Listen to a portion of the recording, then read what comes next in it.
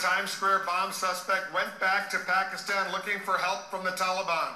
That dramatic claim made today by a senior administration official who says Faisal Shahzad had an attack in mind when he traveled to Pakistan. And top advisors to the president also say the evidence now shows the plot was directed by the Pakistani Taliban. This development comes amid a big debate over the handling of terror suspects here in the United States. Should they be read their rights, or should the rules be stretched to allow investigators more leeway?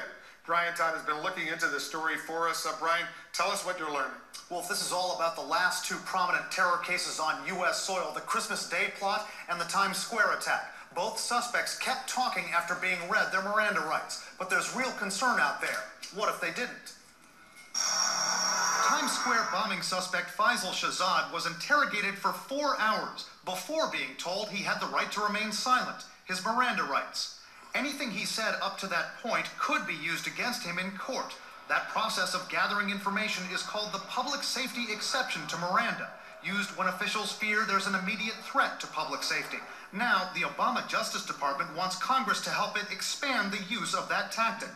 On NBC's Meet the Press, Attorney General Eric Holder called it big news.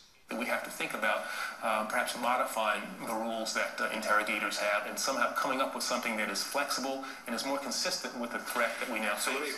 That public safety exception to Miranda was first used in standard criminal cases long before the War on Terror. When we asked why the Justice Department wants to expand this rule now, a spokeswoman here said she couldn't go beyond what Attorney General Holder said. But some legal analysts say the administration believes now with the Shahzad case and the Christmas Day airline attack that it could use more time to interrogate terror suspects and get information on plots. Shahzad and Christmas Day suspect Umar Farouk Abdulmutallab were both read their Miranda rights. Both kept talking, but either one could have clammed up at that point, and the plots behind their alleged attacks might never have been divulged. Former White House aide David Rivkin is a critic of the Obama administration's terror policies and favors military tribunals. He says this about Holder's idea. You need enough time in an interactive mode to get all the information out of the suspect. You don't know in advance, you may not even know after a few hours. You may need some time to go back and check.